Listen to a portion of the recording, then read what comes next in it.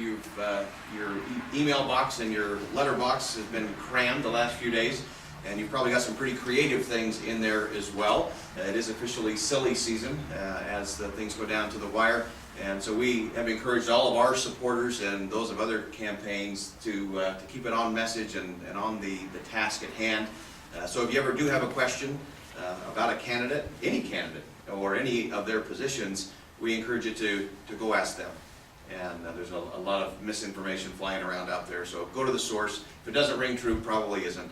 And so with that, we'll invite Mike to come up and share his vision, a vision that's been catching on not only around the state but around the country as we look to really reclaim our future by going back to those core principles found in the Constitution. So with that, let's welcome Mike Lane.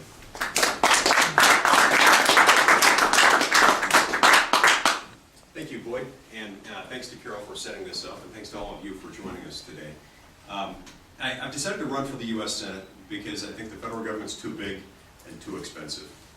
The reason it's too big and too expensive has to do with the fact that Congress, for about the last 75 years, has not been closely monitoring the extent of its power, as it should have been. Our federal government was designed to be something that would have only limited powers. Because there was another time when we as Americans were subject to a national government that was too big and too expensive, it taxed us too much, it regulated us too much.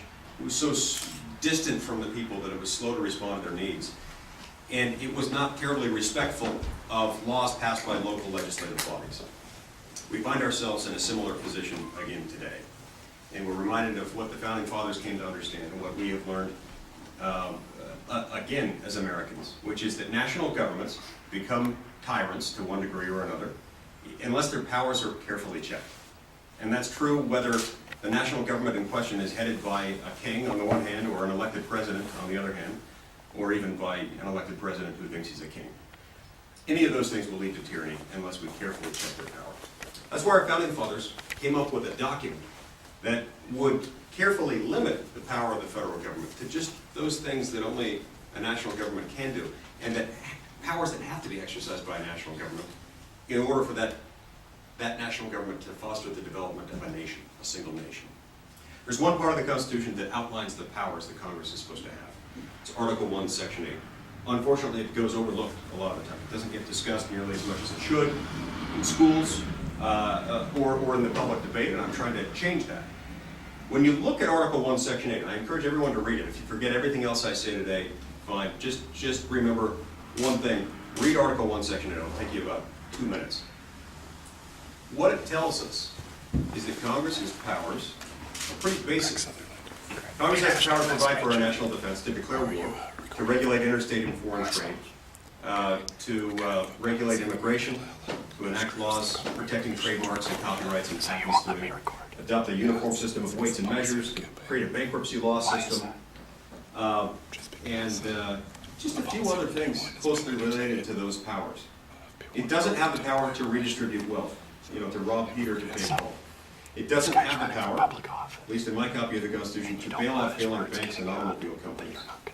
It doesn't have the power to nationalize our healthcare system, or to tell you that you have to buy a specific type of insurance policy, the type of health insurance policy that Congress, in its infinite wisdom, decides is best for everyone to buy, and subject you to penalties under federal law. Hey, how you doing? Good. Is he here? Yeah, he's just coming around the piano. Those assumptions are based on the fact that the Supreme Court, since the late 1930s and early 1940s, has interpreted two parts of Article 1, Section 8. So Boyd is our communications. So Boyd, I'm being told I can't record any of the proceedings. Normally we just have We're currently recording right now? Yeah. Sure. Yeah, we just always had a policy that we just, we need to know in advance of things. Obviously, there's a lot of misinformation going on. Yeah, out so there. the reason I'm recording it is that there's no misinformation going on. I don't want to go back and say, this was said, and somebody say, well, that wasn't actually said, right? I think you would want recording to make sure that the message got out clearly, right? Well, that really hasn't been the that hasn't been the actual experience with what many of the campaigns have done in terms of, taking clips and pieces. Oh, and sure, out of and you can say it's context. edited or not, but you can also show the timeline that show that it wasn't edited. Right. Can you just keep the volume down? Sure. Just, I wish- I'm a little bit incredulous that you guys don't want anybody recording. Well, no, all I'm saying is that we have just had so many that have, so yes, you can go back and tell if someone has edited Sure. something, Yeah.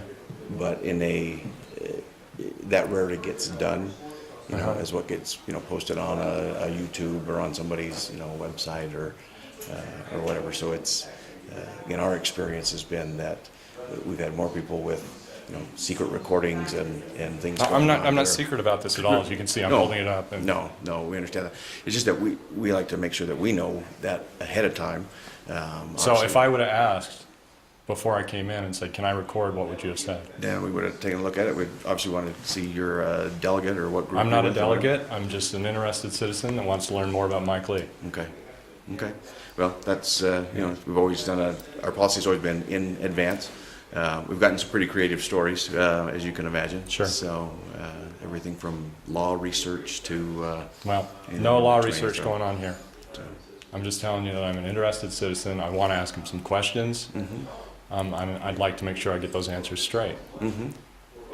Well, we'd love And to. if you'd rather I don't record, I can shut it off right now and still ask him the questions. yeah, absolutely. That would be That would our. fit That's our what you want? policy. Yeah, that would Okay. be our preference, so if you're okay with that.